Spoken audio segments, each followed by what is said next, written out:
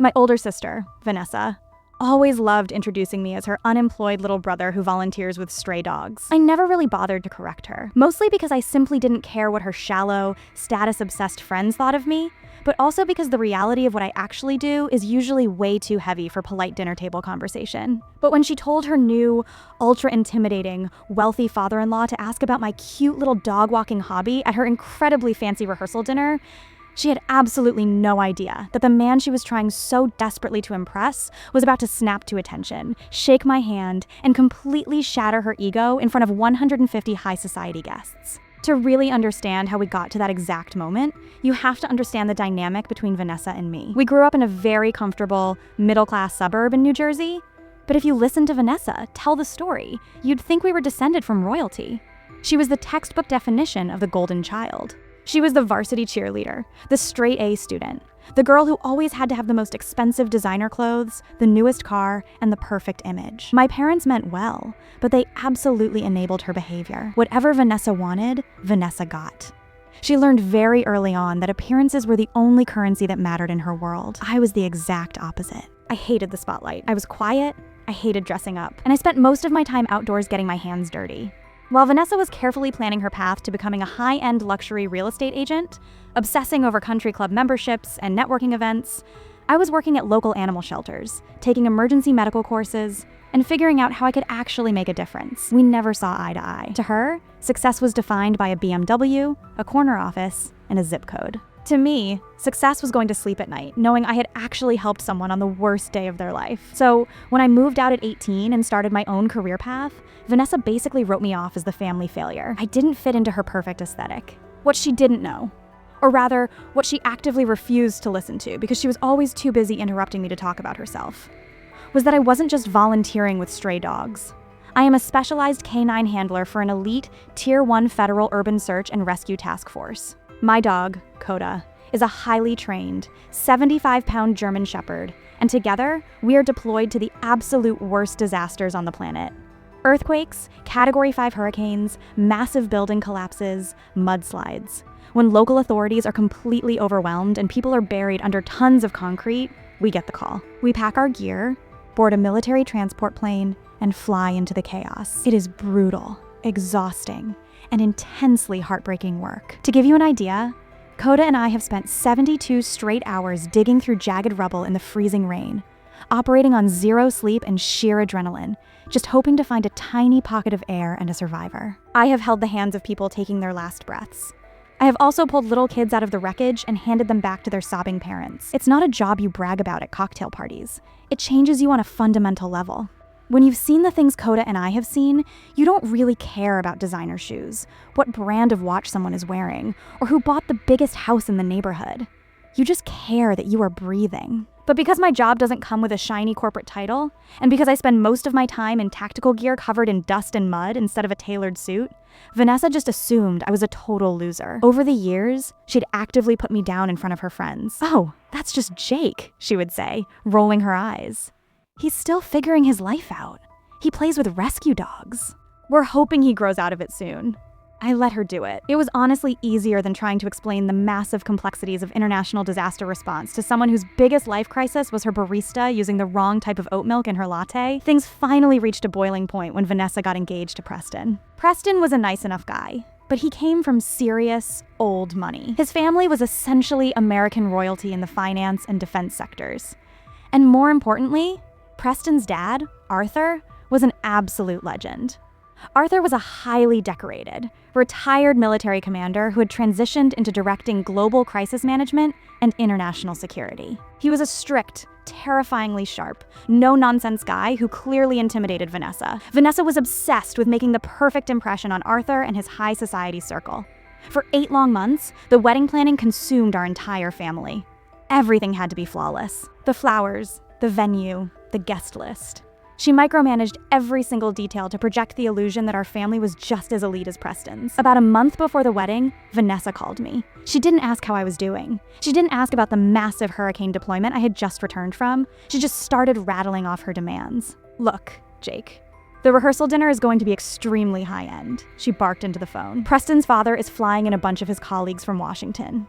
Generals, directors, CEOs. You need to buy a real suit. Not that cheap, off-the-rack thing you wore to Cousin Sarah's wedding. And please, for the love of God, do not bring that massive, shedding dog of yours anywhere near the venue. I rubbed my eyes, exhausted. Vanessa, Coda is a working dog. He goes where I go.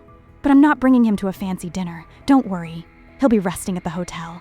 Good, she snapped. And another thing. If anyone at the rehearsal dinner asks what you do, just say you're in nonprofit management.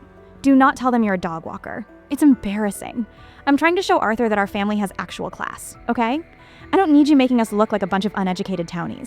I just rolled my eyes, not even having the energy to argue. Sure, Vanessa, whatever you say. Nonprofit management, got it. Fast forward to the rehearsal dinner. It was held at a private, exclusive country club that probably cost more to rent for one single night than I made in an entire year.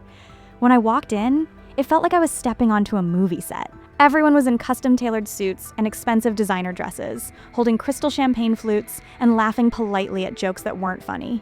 Vanessa was completely in her element, gliding around the room, laughing loudly, and hanging onto Preston's arm like a trophy. I grabbed a simple club soda from the bar, found a quiet corner near a massive floor-to-ceiling window, and just observed the room. It's a habit from the job. You always scan your environment. Across the room, I spotted Arthur. He was impossible to miss. Tall, broad-shouldered, with silver hair and a rigid posture that screamed decades of military discipline. People were naturally gravitating toward him, trying to network, but he looked completely bored by the small talk. You could tell he wasn't the kind of guy who cared about stock portfolios, luxury cars, or golf handicaps. He was a man who dealt in life and death, and this party was clearly a chore for him. About an hour into the evening, Vanessa decided it was time to do the formal family rounds. She was dragging Preston and Arthur from table to table, making overly enthusiastic introductions. I watched them approach my corner, and I took a deep breath, bracing myself for the inevitable condescension. Arthur, I don't think you've formally met my younger brother, Jake, Vanessa said, her voice dripping with that fake, sugary tone she reserved exclusively for wealthy people. Arthur extended a massive, calloused hand. His grip was like a vice, the grip of a man who had done hard work his whole life. Nice to meet you, Jake. Preston has mentioned you in passing. Pleasure to meet you, sir, I replied politely, maintaining steady eye contact. Vanessa laughed nervously, already stepping in to control the narrative before I could ruin her image. Jake is they. Free spirit of our family.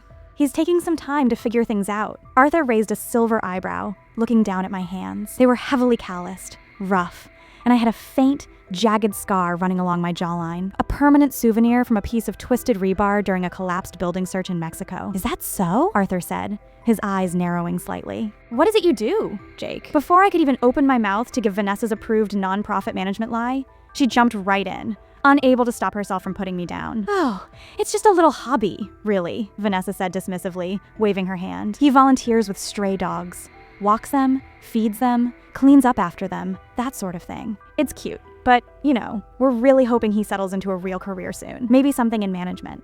She looked at Arthur with a sycophantic, pleading smile. Actually, Arthur, maybe you could talk to him? Give him some advice on how to build a real resume? Or maybe you have an entry-level mailroom job at your security firm. The sheer condescension in her voice was thick enough to cut with a knife. A few of Preston's wealthy relatives were standing nearby, and they chuckled politely, looking at me with thinly veiled pity. But Arthur didn't laugh. He didn't even smile. He kept his piercing eyes locked entirely on me. He was studying me, picking up on the subtle details Vanessa was far too blind and self-absorbed to see. He noticed the way I stood balanced on the balls of my feet, the situational awareness in my eyes, and the physical toll that intense, grueling labor takes on a person's shoulders and back. Dog walking, huh? Arthur said slowly. His voice was incredibly deep, instantly cutting through the ambient noise of the jazz band and the clinking glasses. You don't look like a guy who just walks golden retrievers around a suburban park. It's a bit more involved than that, sir, I said quietly, taking a calm sip of my club soda. Vanessa let out an exaggerated, dramatic sigh. Jake, please don't try to make it sound like rocket science. It's perfectly fine that you don't have a real job, but let's not bore Arthur with your little pet projects. Arthur held up a single, commanding finger, silencing Vanessa instantly. She actually snapped her mouth shut, looking shocked. I asked him a question, Vanessa, Arthur said, his tone entirely shifting from a polite father-in-law to a hardened commanding officer. He looked back at me, his gaze intense. "Where do you operate out of, Jake?" I looked at Vanessa's panicked face, and I decided right then and there that I was completely done playing her twisted little game. I was done shrinking myself to make her feel bigger. "Federal Task Force 1, sir," I said clearly. "K-9 Urban Search and Rescue." The air in our immediate vicinity seemed to drop 10 degrees. The wealthy relatives stopped their whispering. Vanessa looked profoundly confused, clearly not understanding what those words meant or why the atmosphere had suddenly shifted. But Arthur knew. His eyes widened slightly, a flash of genuine, unadulterated shock crossing his stoic face. "Task Force 1. Your DART? U.S. aid?" "Yes, sir," I replied evenly. "Disaster Assistance Response Team." Arthur took a step closer to me, completely ignoring Vanessa now. "Who's your K-9? "German Shepherd. His name is Coda." Arthur's jaw actually dropped. The imposing, terrifying military man suddenly looked like he had just met his childhood hero. "Coda? Wait a minute. Are you the handler who deployed to the massive earthquake in Turkey last year?" "Yes, sir. We were on the ground for 2 straight weeks in Antakya." Arthur stared at me, shaking his head in absolute, reverent disbelief. Then, he turned to the small crowd of wealthy relatives that had gathered around us, his voice booming across the room, commanding the attention of everyone nearby. 2 years ago, Arthur started, his voice echoing over the silent crowd. "I was coordinating international relief efforts from a joint command center in Washington. We had a massive 5-story residential building collapse in Turkey. Hundreds of people were trapped. The local crews were giving up. They said it was a recovery mission, no longer a rescue. The structure was too unstable, but one federal handler and his dog refused to stop digging." He looked right at me, his eyes shining with a sudden, intense emotion that nobody in that room had ever seen from him. "That dog," Arthur continued, pointing at me, "crawled into a tunnel of unstable, crushed concrete that could have collapsed and killed him at any second. He found a pocket of air. Inside was a mother and her 4-year-old daughter. They had been buried in pitch darkness for 85 hours. That handler and his dog stayed in that hole, holding up debris with their own bodies, keeping that family calm until the heavy machinery could finally cut them out." Arthur turned slowly to look at Vanessa. She was completely pale. The blood had entirely drained from her face, and her mouth was hanging open in horror. "Vanessa," Arthur said, his voice dangerously low, filled with a quiet, terrifying anger. "Did you just refer to this man as a dog walker?" Vanessa stammered, stumbling over her words, looking frantically between me, Arthur, and her completely mortified fiancé. I mean, he never told me the details. He shouldn't have to tell you."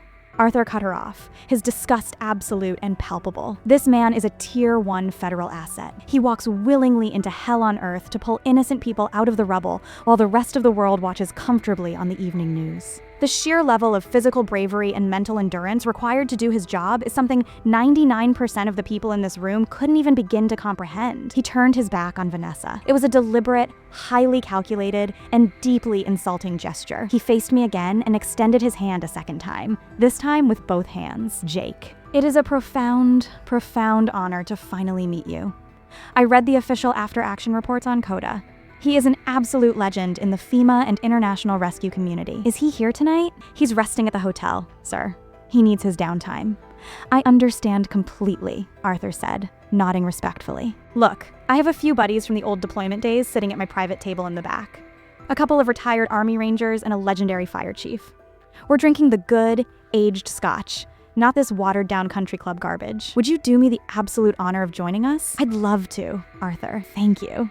As I walked away with Arthur, I glanced back over my shoulder just once. Vanessa looked like she had just been struck by a bolt of lightning. Her perfect, meticulously manicured facade had completely crumbled into dust. The wealthy relatives who had been laughing at me a minute ago were now looking at Vanessa with a mixture of absolute shock and severe, unforgiving judgment. Preston was rubbing his temples, looking like he wanted the floor to swallow him whole, clearly mortified by how his bride-to-be had just viciously insulted a decorated hero in front of his intimidating father. For the rest of the night, I didn't sit with my family. I sat at Arthur's private table.